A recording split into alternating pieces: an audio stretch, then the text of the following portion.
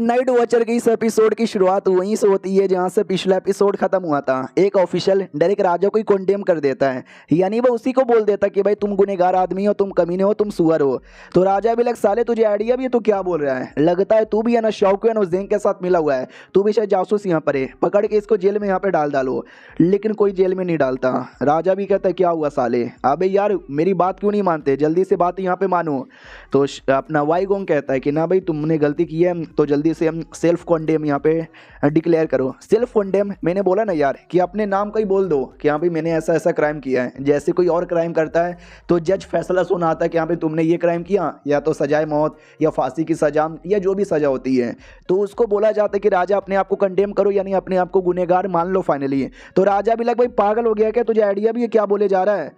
तो वांग भी कहता है या भाई मैं भी सेम कहना चाहता हूँ, अपने आप को कंडेम करो। तो राजा भी लग सालो तुम लोग दुश्मन थे, तुम लोग कभी भी एक दूसरे को सपोर्ट नहीं करते थे, लेकिन आज मेरे खिलाफ जाने के लिए मेरे को सपोर्ट यहाँ पे कर रहे हो। साला भाई समझते क्या अपने आप को, छोड़ूंगा नहीं मैं किसी को, भाई मार डालूंगा, मैं सबको मार डालूंगा।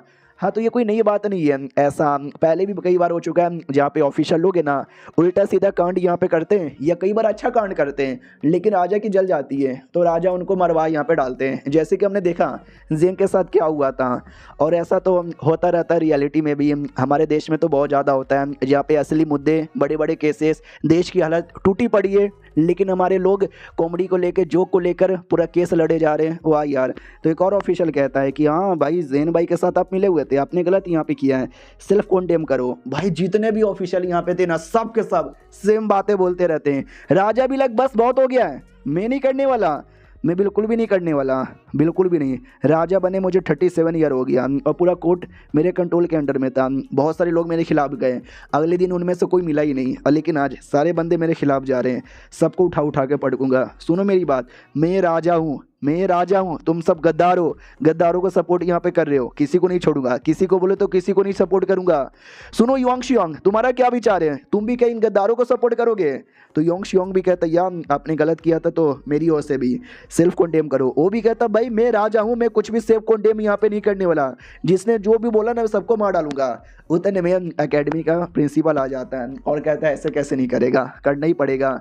और एकेडमी का प्रिंसिपल है जिसकी औकात ही समझो राजा के बराबर है, पावर भी राजा जितनी है, लेवल भी राजा जितनी है। और ये कन्फ्यूजियम यहाँ पर है, ये अपना पेन वेन निकाल लेता है और कहता है राजा जी चलो यार जल्दी से। राजा भी लग तेरी हिम्मत कैसी हो गई भाई मेरे पैलेस में आने की, भाई तू गलत कर रहा है, तू ऐसा नहीं कर सकता, जल्दी से मेरी प्रोटेक्शन करो। गार्ड लोग आते हैं लेकिन एक शील्ड बना दिया गया था जिसके चक्कर में कोई अंदर नहीं आ सकता। प्रिंसिपल भी कहता चलो यार तुमने क्राइम किया, अब तुम्हें मानना पड़ेगा, तुम्हारे चक्कर में न जाने कितने मासूम लोग मरे। दो चीज़ें, पहला कि भाई कंडेम यहाँ पे करो अपने आप को, यानी गुनहगार मानो, पब्लिकली बताओ। और सेकंड शौक वेन को जाने दो, उसने कुछ गलत नहीं किया, उसने सही किया, ना उसके पीछे पड़ना ना उसके परिवार के पीछे पड़ना। राजा भी लाइक सालू एक तो मुझे सेल्फ कंडेम करने को बोल रहे हो और शौक वेन को जाने दूँ, बिल्कुल भी ना, शौक वेन को सपोर्ट मैं नहीं करने, मैं करूँगा ही नहीं। वो भी कहता है शायद तुमको नहीं पता लेकिन शौक वेन मेरा डिसाइपल है। तो जैसा ये लाइन बाकी ऑफिसर सुनते हैं वो लोग कहते हैं व्हाट, ओहो शौकन इतना कमाल कमाल का पोयम बोलता है और वो एक वॉरियर है, वॉरियर पोयम बोले, ऐसा हो ही नहीं सकता। तो हमको लगता ही था ये किसी कमाल के स्कॉलर का डिसाइपल होगा, इनका डिसाइपल है, मुझे ये नहीं लगा था। इधर जो राजा है ना, अब राजा पूरा सीरियस हो जाता है कि भाई बस बहुत हो गया, मैं यानी राजा भाई मैं बिल्कुल भी सेल्फ कंडेम नहीं करूंगा, रही भाई शौकन उसको भी जाने नहीं दूंगा। और तुम लोग भाई क्यों ना किसी को बुला लो, मैं किसी से नहीं डरने वाला मैं नहीं डरूंगा किसी से। कहानी में ट्विस्ट हो जाता है, एक और बंदा आ जाता है और कहता है मैं तुम्हारे लिए सेल्फ कंडेम यहाँ पे करता हूँ। रही बात ये कौन है, याद नहीं आ रहा? अरे नहीं याद आ रहा, फाइनली याद नहीं आ रहा। अरे यार सेट का लीडर यहाँ पे था। अब राजा को भी लगता है कि भाई वाई गोंग, सारी ऑफिशियल, शौकन इतना मेरे खिलाफ क्यों जा रहा है, मेरे से डर क्यों नहीं लग रहा है, क्योंकि भाई इतने बड़े बड़े लोग, एकेडमी का प्रिंसिपल, सेट का लीडर, सब इसका सपोर्टर था। तो लीडर खुद नहीं आया था, उसने अपना कॉन्शियसनेस भेजा था और कॉन्शियसनेस वापस लौट चल जाता है। तो प्रिंसिपल भी कहता है चलो यार सही आदमी से सपोर्ट ले लिया। शौकन की ओर आते हैं जो कि अभी सेट के अंदर था और कहता है चलो यार दारू पीकर मजा आ गया। वाई भी कहती भाई बड़े बड़े लोगों से पंगा ले लिया, अब क्या लगता है जिंदगी तुम्हारी बल्ले बल्ले हो गई? ये भी कहता ना ना बल्ले बल्ले कहाँ से यहाँ पर हुई, बाकी लोग का क्या हालत है? वही नंबर 6, नंबर 4, नंबर 2।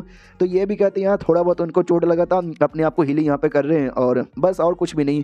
तो ये भी कहता सही यार। हाँ तो भाई जाहिर सी बात है शाओक्वेन इतना भी पागल आदमी नहीं है। याद है ना 2 एपिसोड पहले जब उसने अपने परिवार वालों को भेजा था, उसने बोला था वाई से मिलना चाहता हूँ, तो वाई से मिला। वाई ने भाई ये सेठ नहीं भाई, हाँ सेठ के लीडर को खबर पहुंचाई और सेठ के लीडर ने सपोर्ट यहाँ पे किया और प्रिंसिपल से तो खुद मिलने गया था, प्रिंसिपल को भी सारी बातें बताई तो प्रिंसिपल ने सपोर्ट किया। तो अगर शाओक्वेन को इन दोनों का सपोर्ट ना मिला रहता तो शायद शाओक्वेन ये फैसला भी नहीं लेता, लेकिन दोनों का सपोर्ट मिल गया। तो राजा क्या ही है, राजा क्या ही बीच में बोलेगा।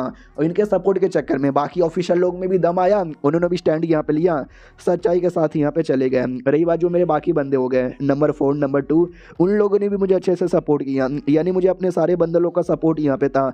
नंबर 5 वो नहीं आ पाई क्योंकि नंबर 5 अभी थोड़ी समझ रहे हो ना बुद्धू सी बच्ची टाइप की है, तो परिवार के साथ है ना मैंने उसको भी कहीं दूर यहाँ पे भेज दिया। चलो यार कोई दिक्कत की बात यहाँ पे नहीं है, लेकिन अभी मैं किस पे भरोसा करूँ। एक वाई गोंगे जिस पे थोड़ा भरोसा कर सकता हूँ, बाकी जो भी लोग हैं अभी उन पे भरोसा भी नहीं कर सकता। मुंह पे भले ही सपोर्ट करेंगे लेकिन पीछे पीछे वो लोग भी धोखा यहाँ पे दे सकते हैं। तो बस यही अपना ऑफिशियल का काम मैंने छोड़ दिया।